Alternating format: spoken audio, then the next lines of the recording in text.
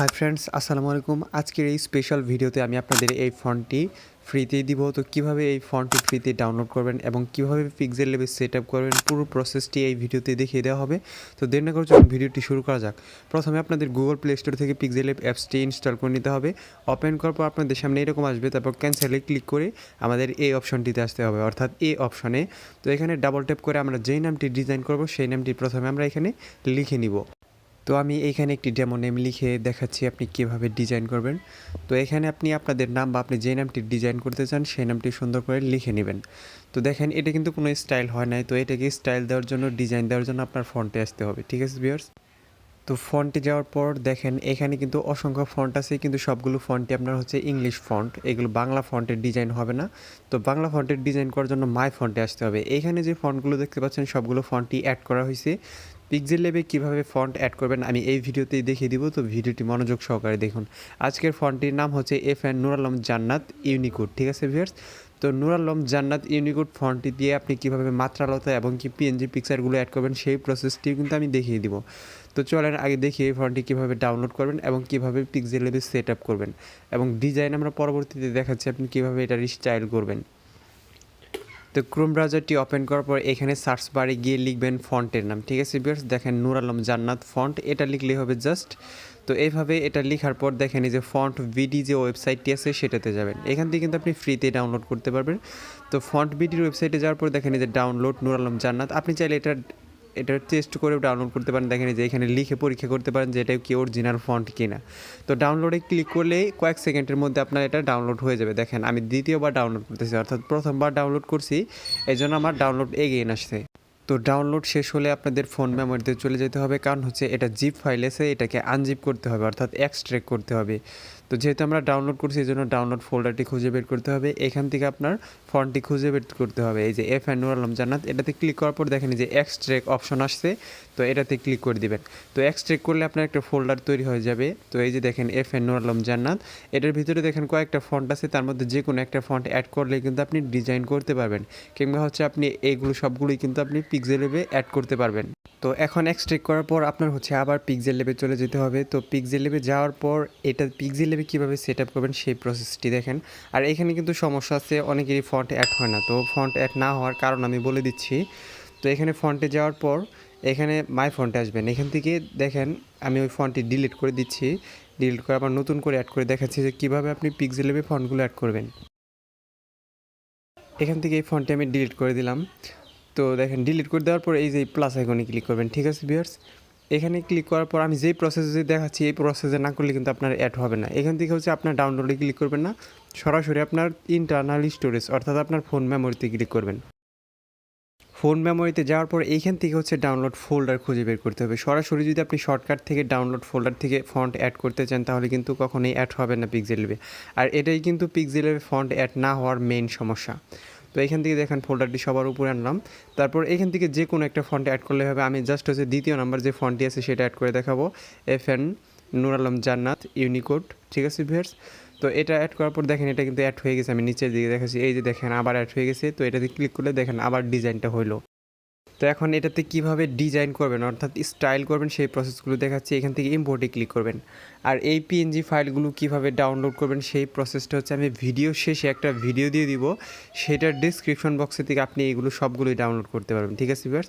অর্থাৎ এই ভিডিওটার লাস্টে শেষের দিকে আমি একটা ভিডিও দিয়ে দিব এরকম নাম ডিজাইনেরই, সেটার ডিসক্রিপশন বক্সে দেখবেন যে PNG ফাইল ডাউনলোড লিঙ্ক আছে, সেটা থেকে আপনি এগুলো সবগুলো PNG ডাউনলোড করতে পারবেন। শুধু এইগুলো না, আরও অনেকগুলো PNG এবং ব্যাকগ্রাউন্ড সবগুলোই থাকবে সেখান থেকে আপনি আপনার প্রয়োজন অনুযায়ী সবগুলো ডাউনলোড করে নেবেন। তো এইভাবে সুন্দর করে আপনার এই PNG পিকচারগুলো এখানে বসাতে হবে। আপনার ডিজাইন হচ্ছে ক্রিয়েটিভিটি, আপনি যত সুন্দরভাবে সৃজনশীলতার মাধ্যমে আপনি চিন্তাভাবনা করতে পারবেন তত সুন্দর আপনি ডিজাইন করতে পারবেন।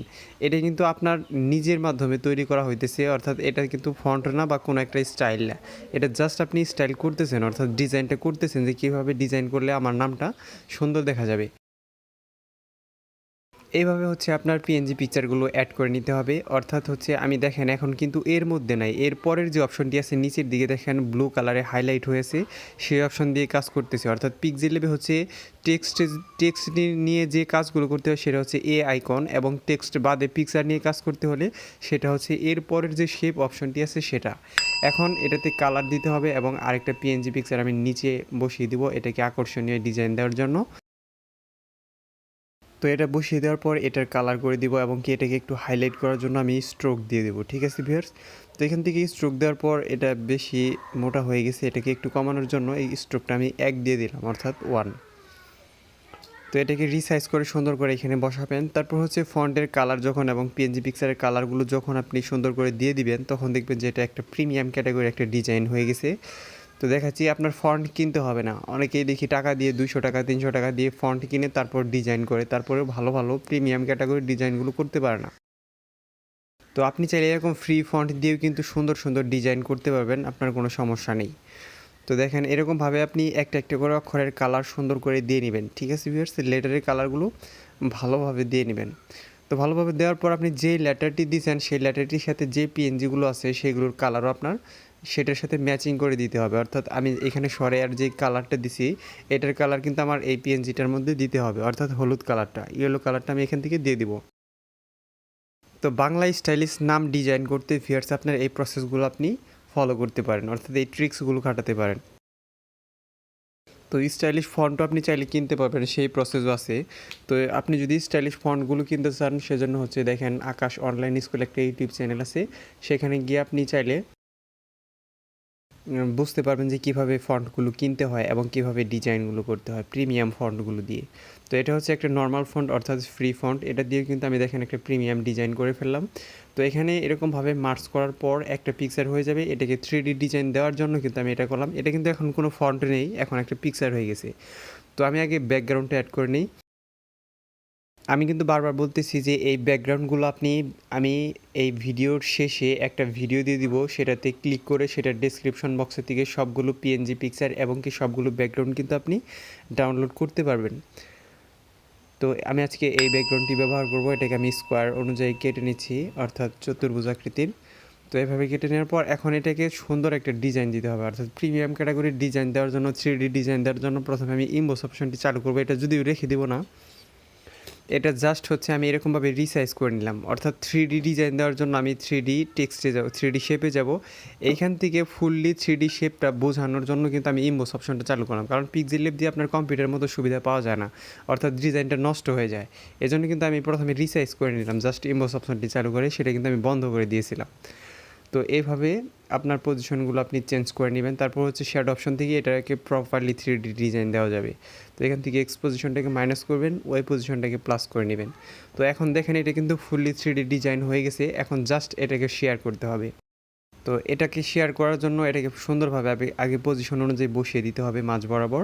তো বসানোর পর এটাকে জাস্ট শেয়ার অপশনে ক্লিক করার পর এখান থেকে আপনি চাইলে রেজুলেশন বাড়াতে পারেন। তারপর সেভ টু গ্যালারি। ভিডিওটি ভালো লেগে থাকলে দয়া করে আমার চ্যানেলটি সাবস্ক্রাইব করবেন। ধন্যবাদ সবাইকে।